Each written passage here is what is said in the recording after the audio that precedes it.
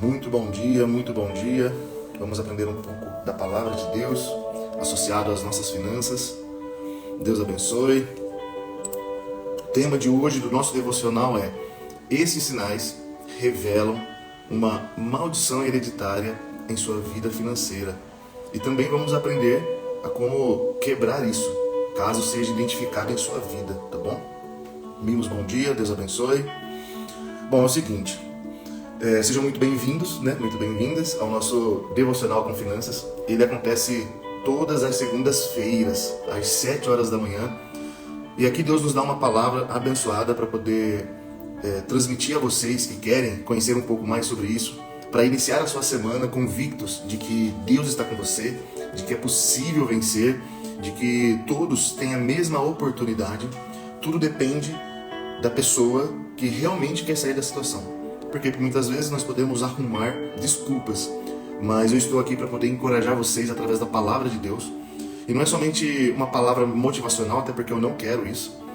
Aquilo que eu quero transmitir é a palavra que vem do trono de Deus, porque é essa palavra que traz a mudança, que traz a transformação das pessoas. Quando você procura lugares que te motivam e somente te motivam, isso é temporário. Mas a palavra de Deus não, ela é eterna e ela vai remoendo dentro da nossa alma. E o Espírito Santo ali encontra liberdade para poder nos tratar e trazer essa mudança, tá bom?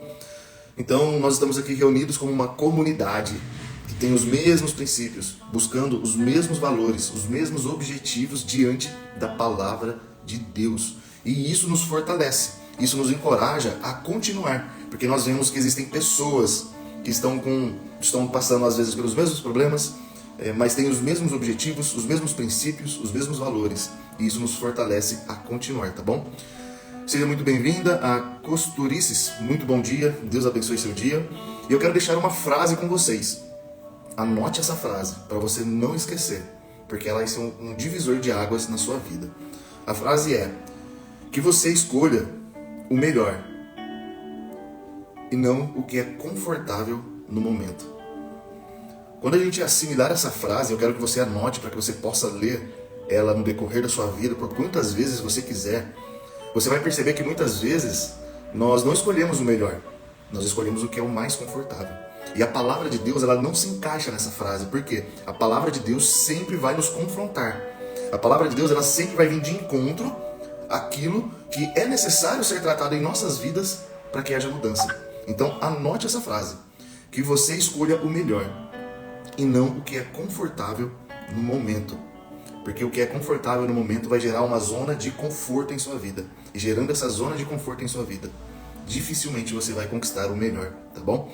E no final dessa aula, desse devocional, eu vou te ensinar 7 salmos, para que você possa orar por 7 dias, levando em consideração tudo que nós vamos falar aqui, tá bom? Então você vai ter 7 salmos para você orar por 7 dias, para você se conectar diretamente com Deus e vencer esse mal que tem talvez assolado a sua vida, da sua família, ou de pessoas que você ama, de pessoas que você conheça, tá bom?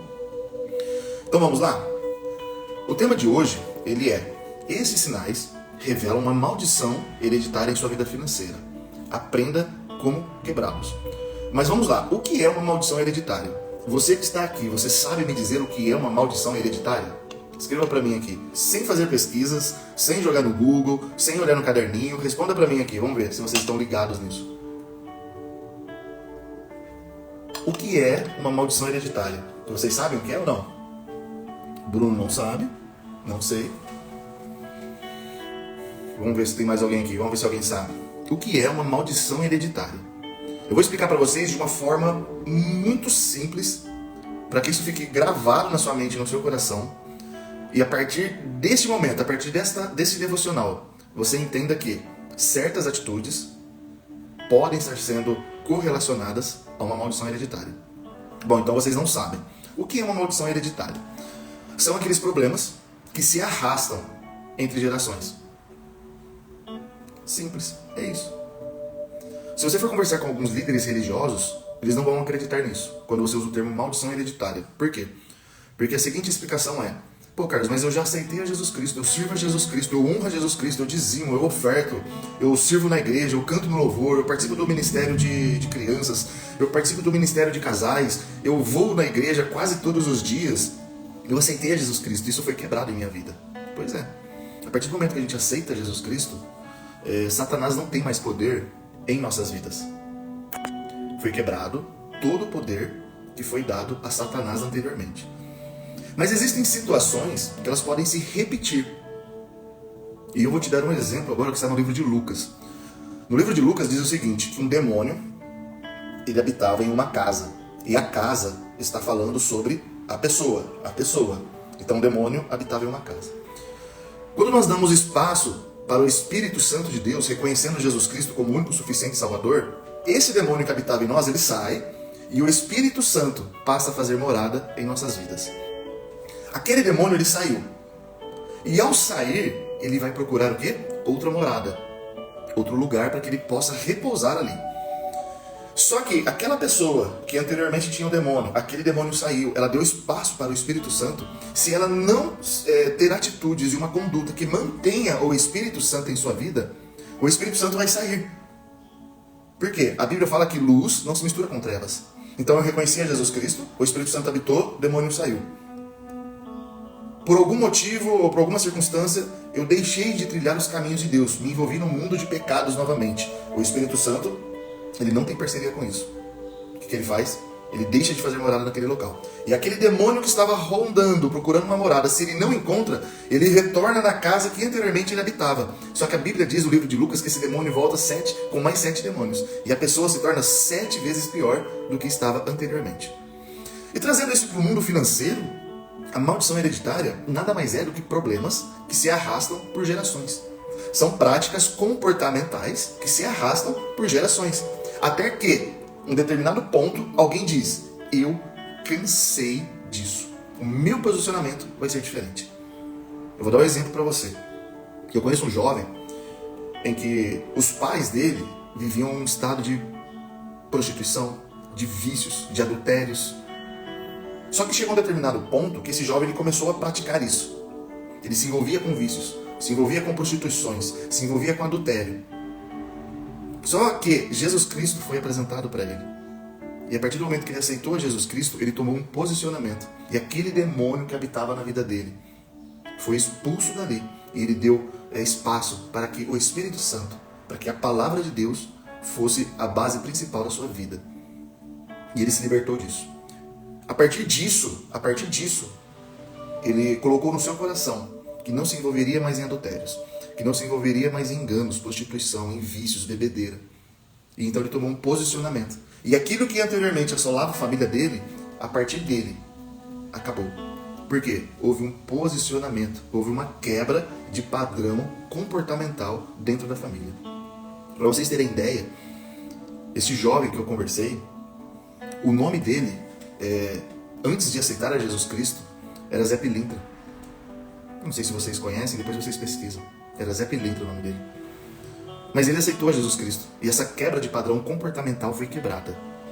Essa maldição que assolava a família dele, que estava perpetuando através dele, foi quebrada.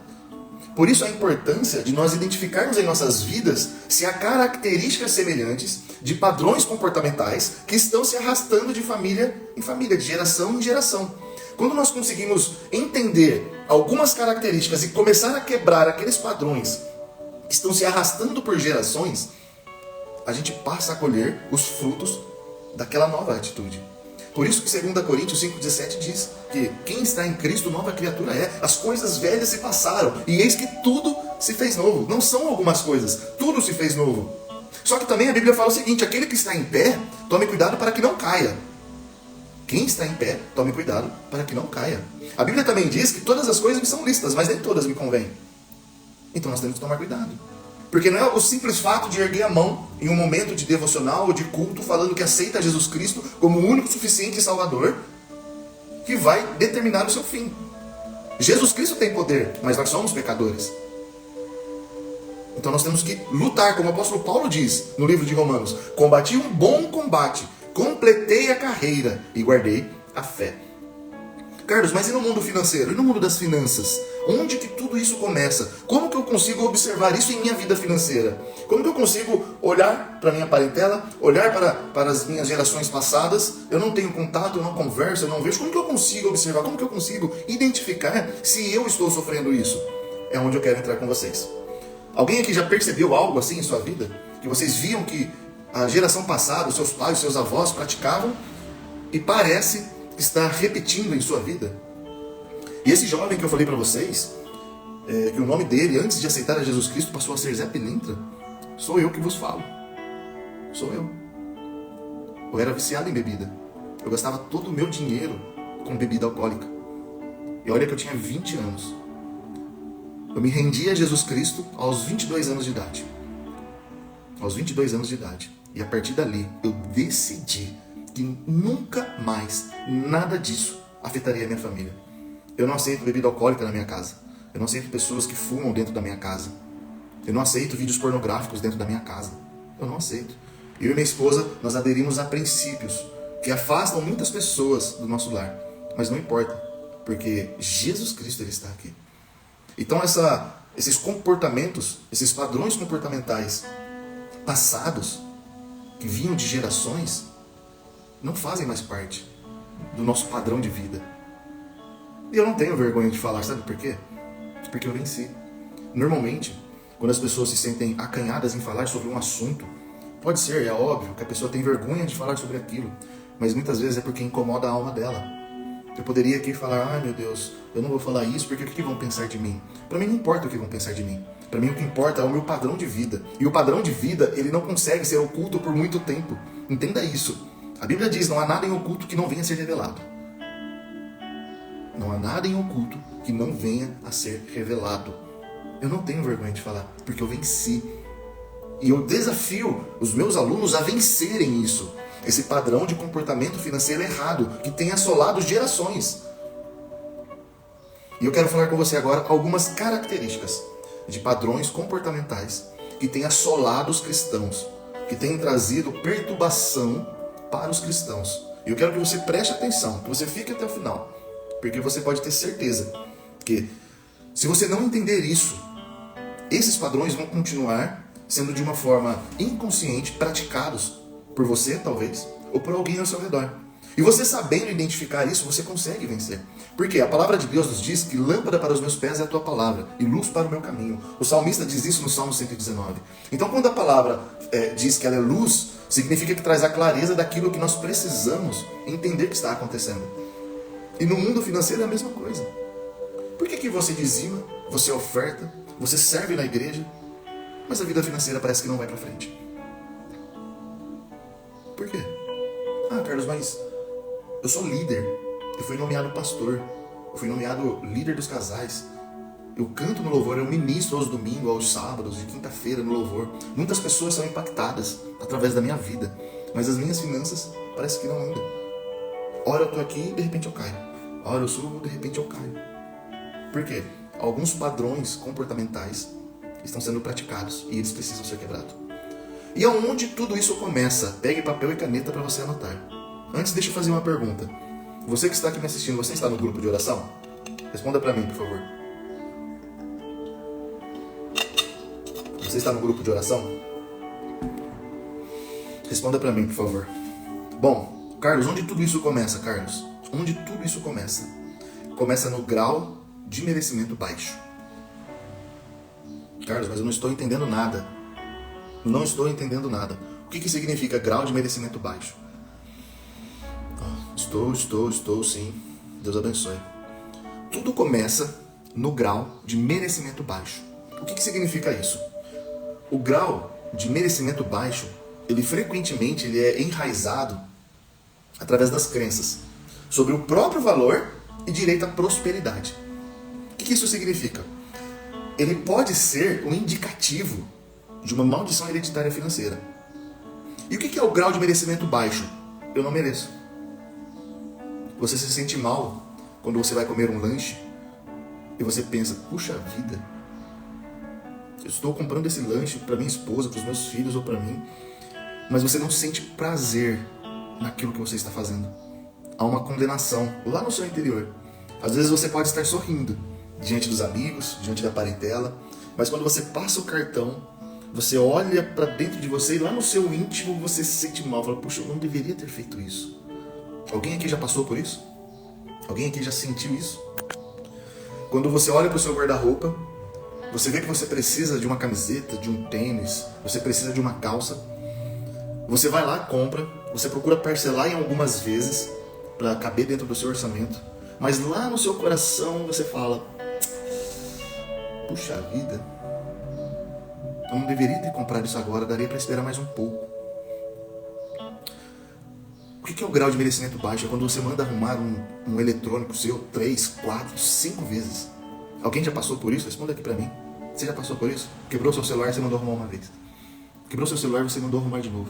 Quebrou novamente, você mandou arrumar novamente.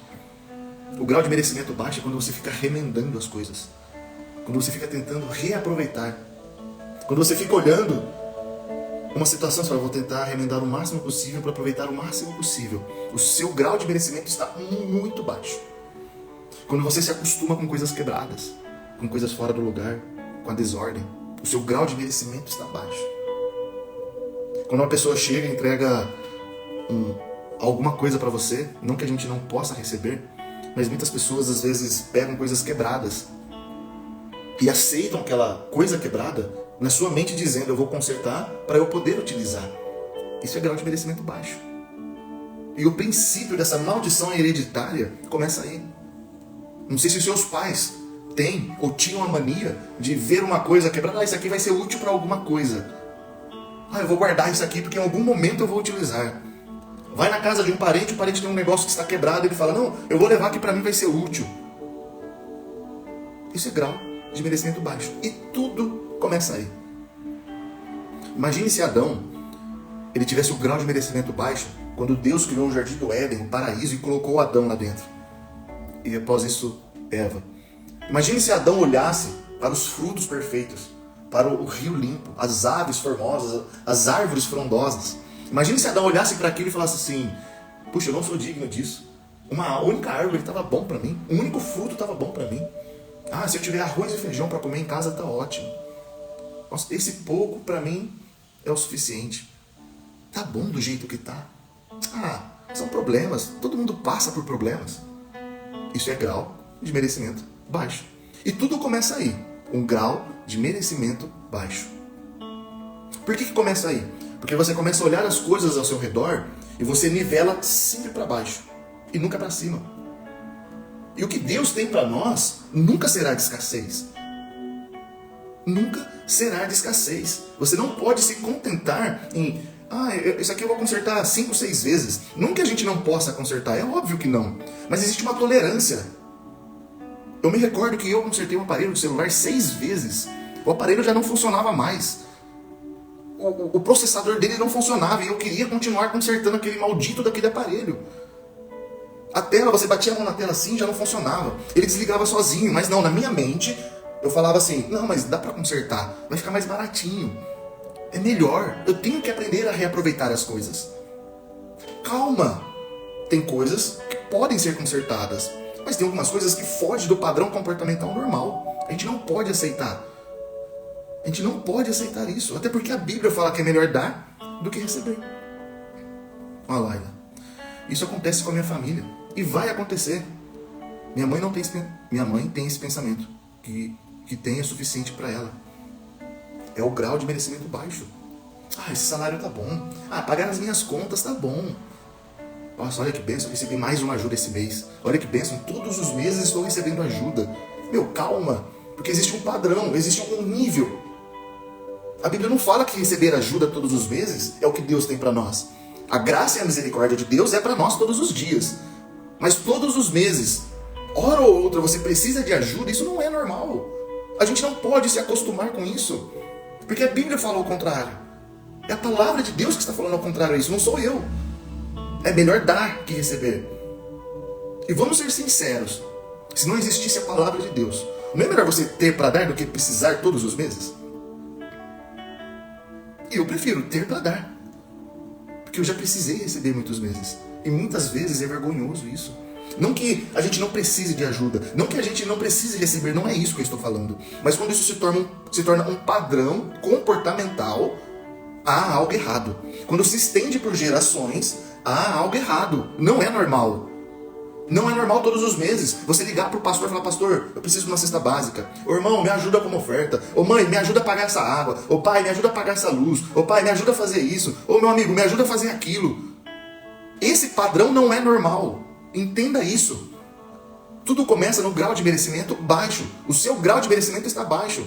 Quando você vê alguém passando com um carro importado, você fala: nossa, pra que gastar dinheiro com um carro desse? O meu carrinho tá bom. Grau de merecimento baixo. Grau de merecimento baixo. E o que acontece com o grau de merecimento baixo? Eu quero que você anote, se você tiver papel e caneta, porque a sua memória eu tenho certeza que não vai registrar tudo. Mas o grau de merecimento baixo vai refletir outras características em você. E quais são? Então pegue papel e caneta para você poder anotar. Grau de merecimento baixo. Grau de merecimento baixo. Anote isso. Vai refletir outras características. Outras características. E eu quero que você anote isso para você entender que talvez isso possa estar acontecendo com você. Autoestima financeira baixa. Os cristãos que têm o grau de merecimento baixo, muitas vezes, eles se veem como indignos de sucesso financeiro ou de acumular riquezas. Eu quero que você entenda o seguinte: Deus me chamou para ajudar os cristãos em suas finanças. Mas eu não quero saber se você vai ficar rico ou não, porque eu não prego isso. Eu não prego isso, eu não ensino isso. Para mim não importa se você vai ficar rico, para mim não importa se você vai ter milhões na sua conta, se vai ter muitas casas. Eu não estou preocupado com isso e eu não ensino isso. O que eu ensino é que viver na escassez não é normal. Viver endividado não é normal. Viver pagando contas atrasadas não é normal. Viver pedindo ajuda não é normal. Viver endividado não é normal. Viver de migalhas não é normal. É esse alerta que eu quero trazer para os cristãos. Não é normal. Ah, Carlos, então você fala que eu não posso ficar rico? Eu não sei se você vai ter abundância financeira. Se você vai olhar na sua conta e vai ter lá 100 mil, 200 mil, 300 mil, eu não sei. Mas eu sei que o estado que muitos cristãos estão vivendo não é normal.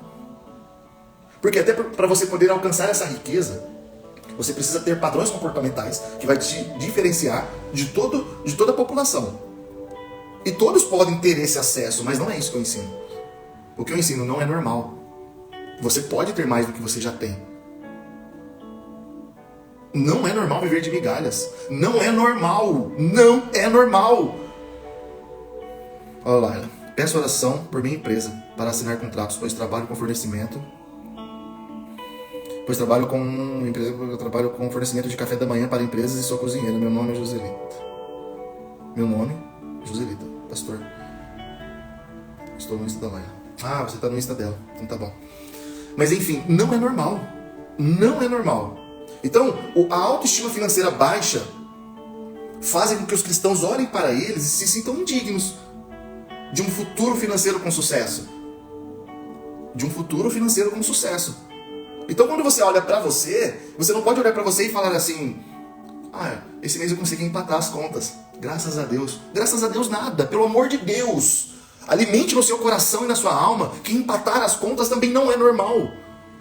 Não é normal.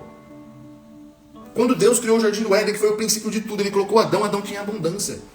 Se a gente pegar a história de Jacó, Jacó ele trabalhou por 7 anos com seu sogro, depois por mais 7 anos, e ele ali começou do zero para poder ter a sua esposa como uma recompensa, como uma dádiva de Deus, e ali ele trabalhou e ele conquistou. Todos trabalharam, todos conquistaram. Deus não tem migalhas para você. Deus não tem migalhas para você. Então o seu grau, a sua autoestima financeira está baixa. Quando você olhar um carro importado, quando você olhar uma casa bonita, seja no vídeo, seja andando na rua, você olha para aquilo ali e você tem que alimentar no seu interior que, eu posso ter aquilo. Por que eu não posso ter? Claro que eu posso ter. Você precisa elevar a sua autoestima financeira. E muitos padrões comportamentais que sabotam isso em você é sempre buscar uma promoção. Deixa eu pesquisar promoção. Eu vou deixar de comprar um leite de 7,22 para comprar um leite de 7,15. Eu não estou falando que você tem que sempre viver comprando coisas caras. Mas eu estou falando que a sua autoestima financeira pode estar baixa. Por isso que você não consegue alimentar dentro de você um desejo de prosperar. Porque você se vê num grau muito baixo. Então, autoestima financeira baixa. O seu grau de merecimento sobre o sucesso financeiro ou acumular riquezas está baixo e você se sente indigno com isso. Outra característica, dificuldade em reivindicar ou negociar situações financeiras. Às vezes você tem vergonha de pedir um aumento de salário. Você fala, meu Deus do céu, como que eu vou pedir um aumento de salário para o meu patrão? Qual que é o problema se você é um bom funcionário? Ô fulano, eu estou trabalhando aqui há tanto tempo. Eu honro a empresa, sou fiel à empresa. Tenho minha família para cuidar. Tenho os meus filhos. Né? Quero projetar coisas maiores para mim. E estou vendo a necessidade de talvez ter um aumento de salário. O que você acha? Conversa. Mas a pessoa, ela tem um grau de merecimento tão baixo, ela se sente tão incapaz, tão indigna de ter uma renda maior, mesmo sendo um ótimo funcionário, ela não consegue nem chegar no patrão para pedir uma ajuda, para pedir um aumento financeiro. Paulo, meu Deus, eu estou tanto tempo na igreja, mas minha vida financeira sempre luta. Minha vida financeira sempre de lutas. Como quero mudar? O grau de merecimento baixo, Paulo. Agora, não é só ativar na mente, eu preciso ganhar mais, eu sou digno. Não é com arrogância, não é com prepotência, mas é você desejar coisas melhores. E não é só ficar parado também. Não adianta só pedir oração. Eu peço oração para a igreja, meu nome está lá na igreja A, eu coloquei meu nome na igreja B, eu coloquei meu nome na igreja C, eu coloquei na campanha de oração, eu coloquei no não sei o que lá, eu coloquei não sei aonde, está todo mundo orando por mim. E você, está fazendo o quê? O que você está fazendo por você? Só colocando nome para as pessoas orarem? Quanto tempo você dedica de oração na sua casa por você, pela sua casa, pelos seus familiares? Quantas vezes fez uma oração de gratidão pelo que você tem? Você só tem reclamado? O que você tem feito? Essa é a questão. O que você tem feito? Mas eu acho que você acha, não é. O achar não vai resolver o problema. É ter a certeza. Tudo começa no merecimento baixo, seu grau de merecimento está baixo. A autoestima financeira está baixo. Você tem dificuldade de reivindicar seu direito. Você sabe que a pessoa te enganou. Você sabe que a pessoa te passou para trás. Você sabe que você foi enganado, que a pessoa mentiu para você. Você sabe que você tem direito daquilo que a pessoa roubou de você. Mas você fala assim, deixa. Ele vai pagar.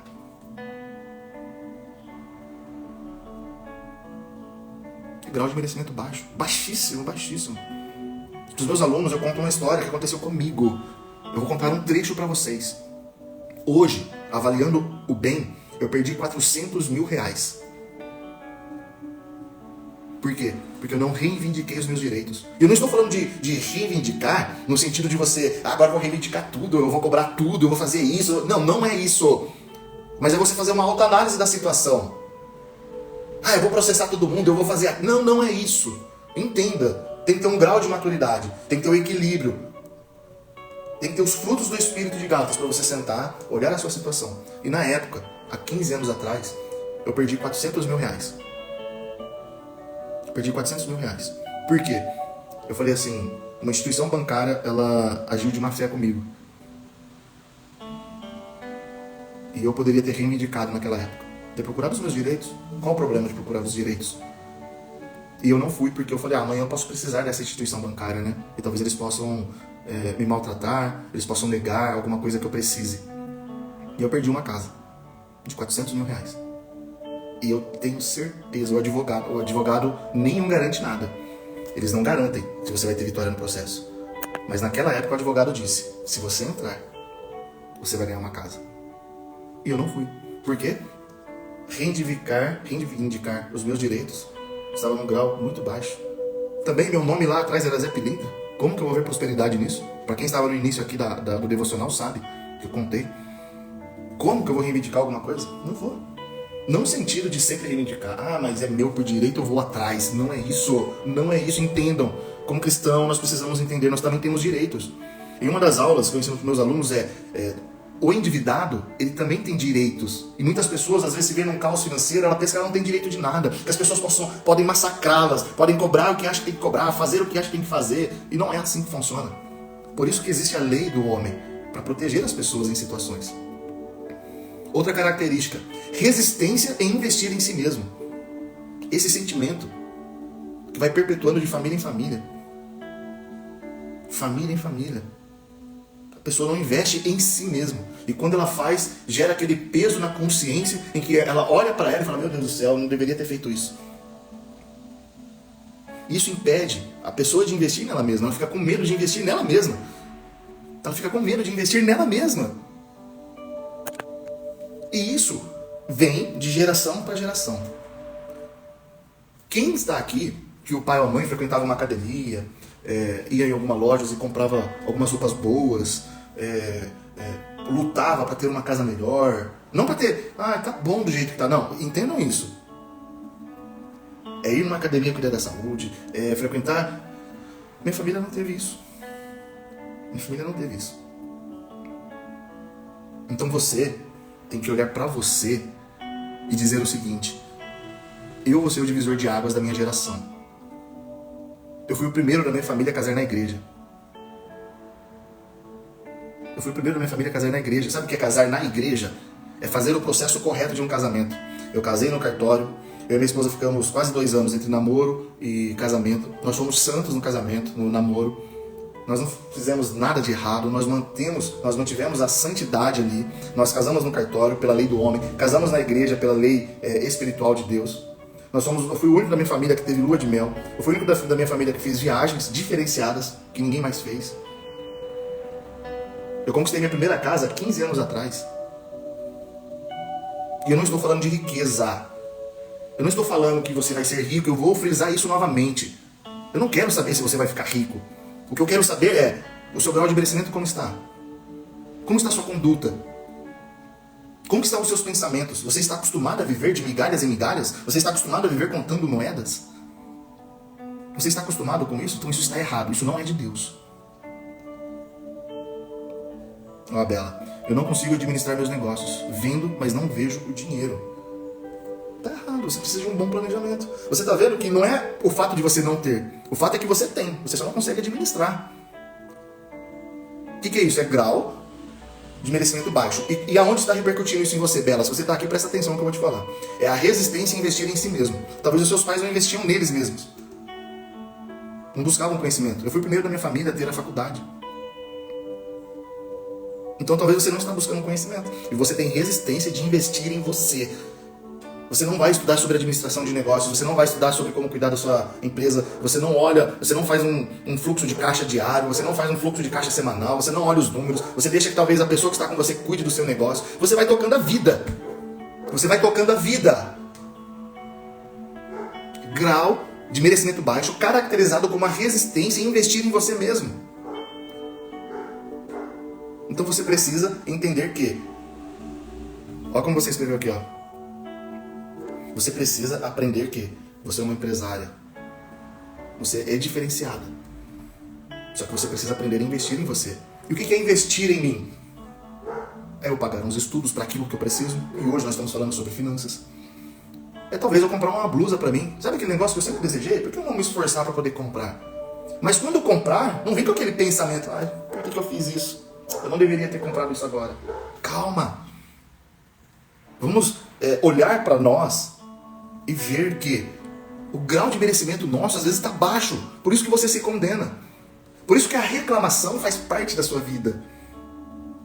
Quantas vezes vocês separaram um dia da semana, um dia do mês, para fazer uma oração de gratidão pelo que você já tem? Porque muitas vezes a gente só agradece pelo que a gente idealiza na nossa mente lá na frente. Deus, obrigado. Porque, não, é aquela oração: Deus, obrigado. O que eu tenho hoje, muito obrigado, Senhor. Mas eu vou lutar para conquistar mais. Não é ser ingrato pelo que já tem, mas é sonhar. E isso está na palavra de Deus, sabe por quê? Porque a Bíblia diz que nós somos passageiros aqui nessa terra. E lá no livro de Apocalipse diz que onde nós vamos morar, a rua é como se fossem de ouro. As portas, os portais, é como se fosse uma pedra única. Lá diz que não vai ter dor, que não vai ter sofrimento, que não vai ter luto, não vai ter noite, não vai ter doença, não vai ter mentira. É sonhar. Jesus Cristo, ele já sonhava isso com a gente. Ele idealizou isso. Você não poderia largar aqui nesse mundo, acabou. Mas não, ele idealizou isso lá na frente. E nós vamos ter um lugar melhor, uma morada melhor. Lá nós não vamos sofrer. Essa é a essência do cristão, é almejar isso. Mas enquanto estivermos nessa terra, por que não almejar coisas melhores? Por que não almejar coisas melhores? Existe um outro problema que é gravíssimo. Eu conheço pessoas que poderiam levar a esposa para jantar, que poderia fazer uma festa pro filho, porque a pessoa tem o dinheiro ali guardado. Mas o grau de merecimento dela é tão baixo que ela guarda dinheiro, mas não leva a mulher para dar uma volta. Não leva o filho para comprar um tênis, porque tem que guardar dinheiro, tem que guardar dinheiro, tem que guardar dinheiro. É o grau de merecimento baixo, a resistência em investir em si mesmo. A pessoa só é endinheirada, só isso. Outra característica, a pessoa evita oportunidades de crescimento por medo. Será que eu vou dar conta? Será que eu vou conseguir? Será? Isso não é para mim. Como não? Quem disse que você não tem capacidade? Foi o seu pai, sua mãe? E você trouxe isso como uma verdade para você? Eu sinto muito em te dizer, mas eles estavam errados. Você é capaz. Então não evite oportunidades de crescimento. Essa pode ser uma característica e uma tendência a evitar esse crescimento pessoal ou profissional. Baseando no quê? Naquela ideia de que não somos merecedores de tais oportunidades. Você falou que queria mudar de cidade. Seus pais falaram, não, pelo amor de Deus, é muito perigoso lá para onde você vai. Não vai não, não vai. Fica aqui você está sob proteção, está sob cuidado, não vai. O seu grau de merecimento está muito baixo. Isso está impedindo o agir de Deus na sua vida, porque Deus é um Deus de abundância. Deus é um Deus de abundância. Quem que disse para você? Qual foi o líder? Quem foi o responsável pela sua vida que em algum momento disse que você não daria certo? E por isso você evita essas oportunidades de crescimento. Por medo, se sentindo incapaz.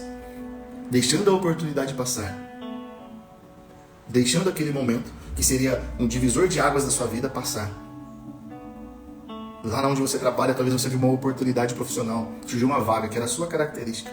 E você olhou e falou, não, isso não, eu não vou, eu tô com um pouco de medo, é muita responsabilidade, a cobrança vai ser grande, então deixa passar. Outra pessoa foi lá e aproveitou. Essa característica de evitar a oportunidade de crescimento, você pode estar perpetuando na sua vida. Veio de gerações, está perpetuando na sua vida. Não deixe as oportunidades passarem. Abrace as oportunidades. Lembra que eu falei no início o que é uma maldição hereditária? Quem aqui está desde o início que possa escrever aqui para nós o que é uma maldição hereditária financeira? Eu estou falando sobre a área financeira. Anote, para vocês não esquecerem. O que é uma maldição hereditária financeira? É um padrão comportamental que se repete por gerações. É isso. E talvez os seus pais, eles faziam isso, mas você não tinha essa consciência. Mas eu falando para você agora, você talvez vá olhar e comece a observar isso. Será que meu pai e minha mãe aproveitavam as oportunidades que eles tinham de crescimento financeiro? De comprar algo que talvez poderia revender de uma forma a ganhar um valor em cima? Evitar oportunidades de crescimento. Como? Como que Deus vai fazer com que você desenvolva a sua vida financeira se você evita isso? Você quer um exemplo muito claro e um exemplo muito conhecido de Abraão e Ló. Quando Deus disse assim para Abraão, sai da tua terra e da tua parentela, que eu te tornarei pai de nações. Isso era uma oportunidade. Se ele tivesse perdido essa oportunidade, ele tivesse falado, não, eu vou ficar com meu pai, eu vou ficar com a minha mãe, eu tenho medo do futuro, eu não sei o que vai ter lá. Será que eu vou ter muitos problemas? Será que isso vai causar muitas dores de cabeça?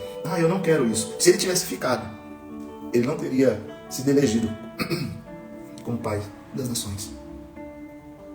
Oportunidade. O jovem rico teve a mesma oportunidade.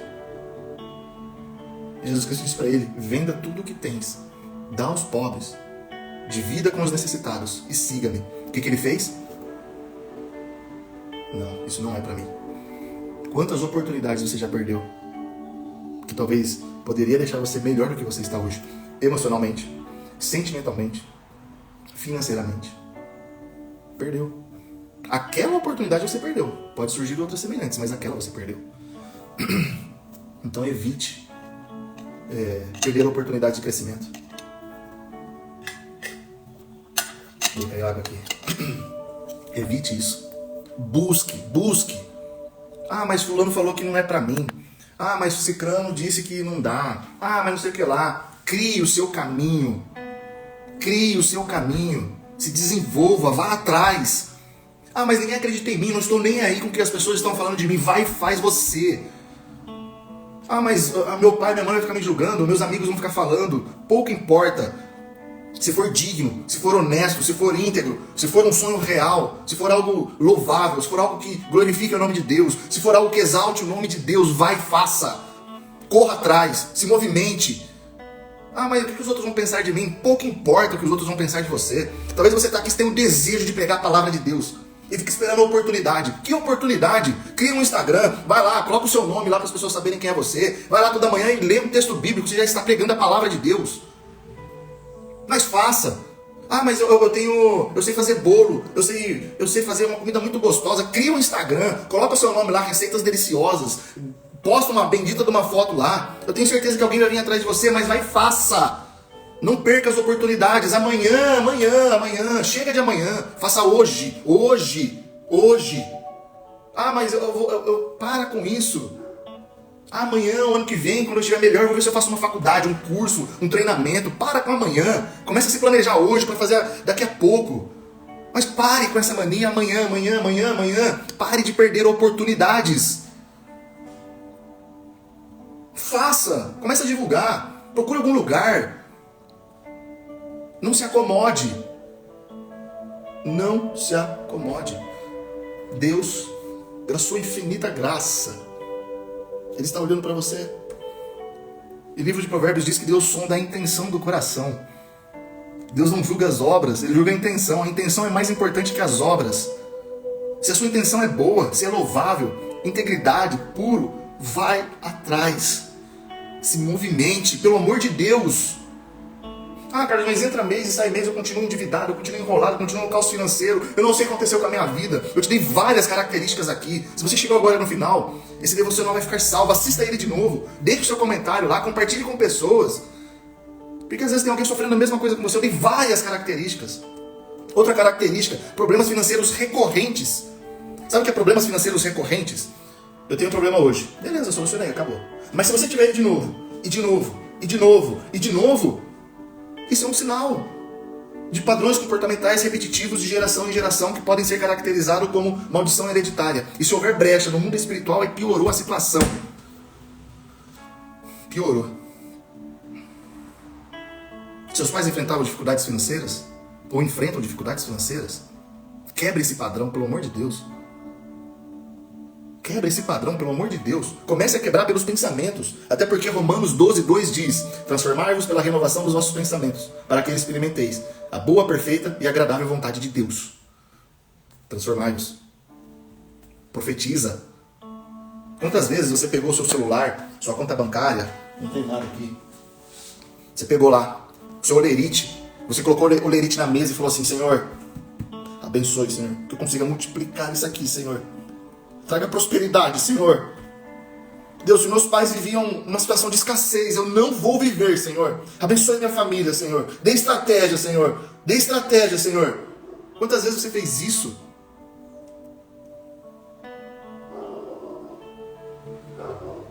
Quando você fez? Quando foi a última vez que você pegou seu celular, olhou sua conta bancária e tinha lá o seu salário? Caiu o seu salário.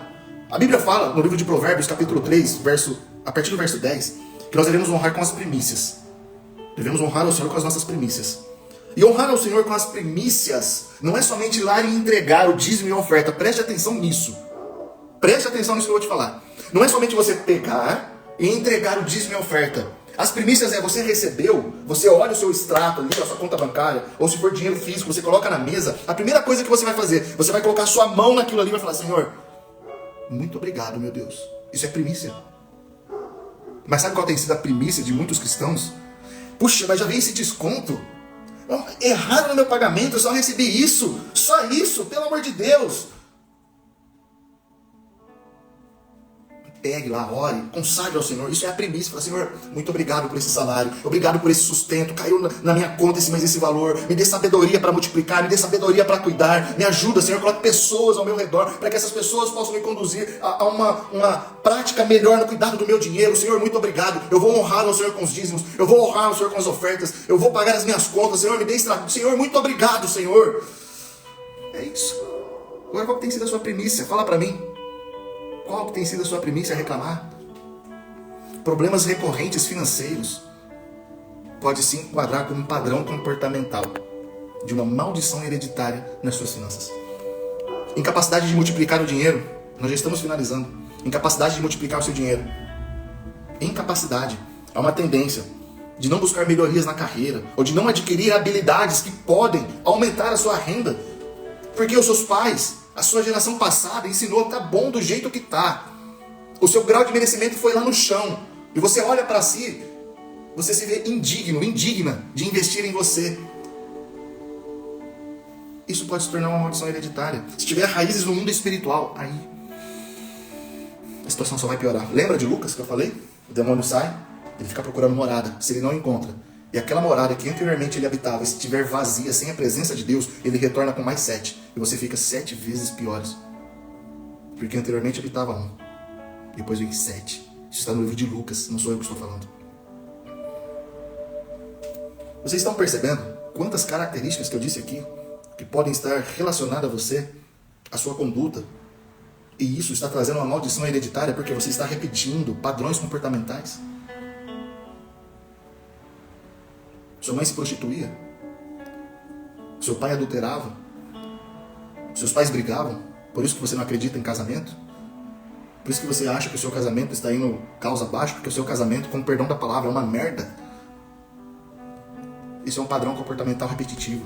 Meu casamento é uma bênção e eu oriento a todo mundo a se casar. Brigas constantes? Não, onde está vindo isso? Padrões comportamentais repetitivos. Maldição hereditária está chegando à sua casa. Tome cuidado. Tome cuidado. O salmista, ele diz no livro de Salmos o seguinte: Senhor, sonda-me, esquadrinha o meu coração e vê se há em mim algum mal. O Espírito Santo, ele revela o que precisamos melhorar. Mas só depende de nós a mudança. Só depende de você a mudança. Eu estou trazendo aqui muitas características, muitas orientações. Então depende de você. Se você chegou agora para o final, depois você para um momento e assiste isso. A última característica, para eu passar para você os salmos, para você ler por 7 dias, colocando diante de Deus sua vida, para que isso seja quebrado. E a partir daí você começa a ter atitudes novas, práticas novas. É a crença sobre consumo. A crença sobre consumos. Isso é uma característica de um padrão comportamental que se estende em gerações, podendo se tornar uma maldição hereditária. Em algumas famílias, pode existir a crença de que possuir certos bens é uma forma de status ou validação social. Por exemplo, você tá vendo aquele ali? O vizinho, ele comprou um carro zero só para poder ficar se aparecendo aqui. Às vezes você tem vergonha de colocar aquela sua melhor roupa para ir na padaria. Pelo amor de Deus, coloque a melhor roupa e vai na padaria. Para quem é mulher, passe o melhor batom, coloque o melhor brinco, coloque a melhor roupa, o melhor sapato e vai na padaria comprar o bendito do pão. Mas pare de repetir os padrões comportamentais dos seus descendentes, dos seus antepassados. Desculpa. Mas você acha que eu vou trabalhar com aquela roupa toda chique? Como que as pessoas vão olhar para mim? Vai com aquela roupa. Passe o melhor perfume. Mas aumente o seu grau de merecimento. Deus quer isso para você. E se nós nos colocarmos na posição de indignos, de receber o reino dos céus, a nova morada que Jesus Cristo tem para nós, você vai falar: não, eu não sou digno, eu não posso morar com Ele. A gente vai tudo para o inferno. Mas não é isso que Deus tem para nós. Nós devemos alimentar. Eu vou morar, eu vou morar, eu vou morar, eu vou ressuscitar, eu vou ser glorificado, eu estarei na eternidade com Jesus Cristo, glorificando e exaltando. Eu estarei lá naquela cidade que Apocalipse, a partir do capítulo 22, diz que lá não terá noite, lá não terá dor, não terá tristeza, não terá fome, não terá angústia, não terá medo. Nós devemos desejar isso. E por que não desejar isso aqui na terra, com as coisas que a terra pode oferecer? Uma casa boa, um lugar bom, um bairro bom para morar, um carro bom. Chega de carrinho, chega de casinha, chega de coisinha, meu salarinho, ninguém. Para com isso, pelo amor de Deus. E eu vou repetir, porque eu sei que chegou pessoas agora. Eu não estou falando de que você vai ficar rico. Eu não quero saber se você vai ficar rico. O que eu quero saber é que do modo que você está vivendo não é de Deus. Viver de migalhas não é de Deus. Passar mês entre mês não é de Deus. Você está servindo a Deus na igreja, você honra a Deus com as suas ofertas, os seus dízimos, mas você passa por problemas financeiros não é de Deus. Viver contando moeda não é de Deus. Atrasar sua energia todo mês não é de Deus. Você pagar uma energia para não cortar a outra não é de Deus. Você pagar uma água evitando para cortar a outra não é de Deus. Você liga lá no operador e fala: eu estou devendo 3, junta os 3, faz esse agrupamento de dívidas, não é de Deus. Não é de Deus isso. Não se acomode com isso, pelo amor de Deus, não se acomode com isso. Isso não é de Deus, não é normal. Não é normal. Eu sempre ensino isso. Não é normal. Eu não ensino que você vai ficar rico. Eu só ensino que as suas dívidas não é normal. Pelo amor de Deus, não é normal. Desperta, desperta, desperta. Não é normal.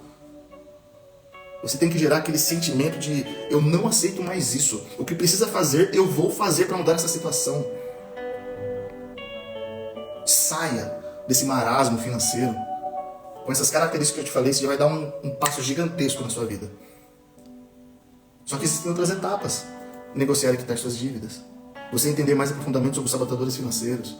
Você entender que você tem tempo. Para de falar, pelo amor de Deus, eu não tenho tempo para estudar. Você não tem tempo para investir em você, que é o quê? É resistência a investir em você mesmo, que é uma característica que pode se tornar uma maldição hereditária. São padrões comportamentais. Os seus pais têm faculdade? Seus pais têm cursos técnicos? Os seus avós tinham? Eles incentivaram você a ter?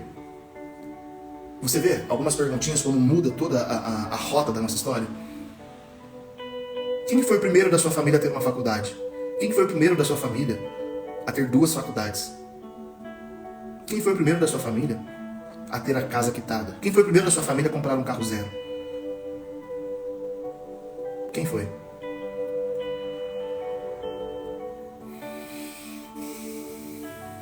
Vocês estão aqui ainda?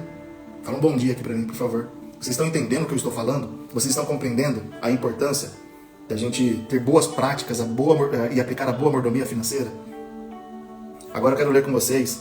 Quero que você pegue papel e caneta, se você não pegou até agora, para você anotar esses salmos. Eu quero que você leia eles. Você vai ler um salmo por dia. E você vai fazer desse salmo a sua oração. Você vai fazer do salmo a sua oração. Então você não vai fazer de qualquer maneira. Você vai num lugar tranquilo, você vai pegar esse salmo e você vai ler ele. E você vai fazer dele a sua oração. É como se você estivesse orando os salmos. De preferência em voz alta, tá bom? De preferência em voz alta. Então anote aí. Quem pegou papel e caneta, anota. Salmos 23. Salmos 23. É um dos salmos mais conhecidos. Que ele oferece o quê? Ele oferece conforto. Ele afirma a liderança e a proteção de Deus como pastor, cuidando das suas ovelhas. E você é ovelha do Senhor. Você é ovelha do Senhor. Você tem a proteção dele. Você tem a proteção dele. Você é ovelha.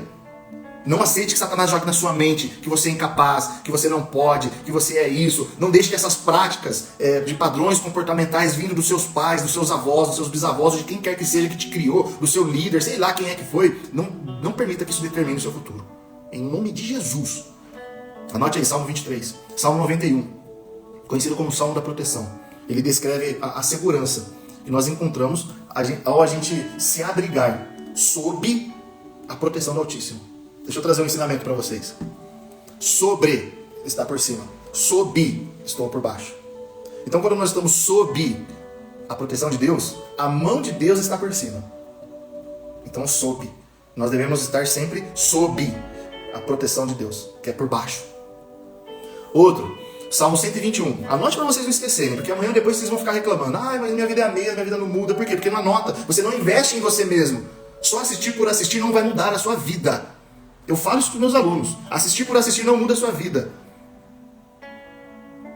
Jesus Cristo, ele estava acompanhado por multidões, mas ele escolheu só 12. Porque eram os 12 que queriam a transformação verdadeira. Salmo 91, já falei. Salmo 121. É uma afirmação de ajuda que vem de Deus, como Criador dos céus e da terra. Então você vai ler esse salmo e você vai orar ele. Salmo 27, você vai anotar e vai orar ele também, um por dia. Salmos 46. Salmos 46. Salmos 18. Vai anotando aí. Salmos 34. Salmos 34. Salmos 34. Você anotou? Os 12 salmos, desculpa, os 7 salmos para orar um por dia. Se você se caracteriza como uma dessas pessoas que eu falei aqui na aula, se você tem algumas dessas características, você vai orar esses salmos. E existem situações, que agora vai um aconselhamento para você, que você depende do conhecimento humano, da inteligência humana e da capacidade humana. E o que eu estou querendo dizer com isso? Talvez você vai precisar procurar um psicólogo, talvez um psiquiatra. Não sei. Mas se for necessário, vá. Fortaleça a sua mente, fortaleça o seu emocional. Busque essa ajuda com pessoas capacitadas, para que eles possam para que eles possam te orientar com base profissional. E se você está com problemas financeiros, o que você tem que fazer? Tem que procurar um mecânico? Você tem que procurar um padeiro? Você tem que ficar reclamando? Não. Ó, a Leda que fala? Eu vou repetir os salmos, tá bom? Só vou falar os salmos. Qual que é a ideia? É você orar um salmo desse por dia por 7 dias. Salmos 23, Salmos 91, Salmos 121, Salmo 27, Salmo 46, Salmos 18 e o 34. Anotou? Então é isso, irmãos. Deus abençoe a sua manhã, Deus abençoe a sua semana. Em nome de Jesus, que você alcance aquilo que Deus tem reservado para você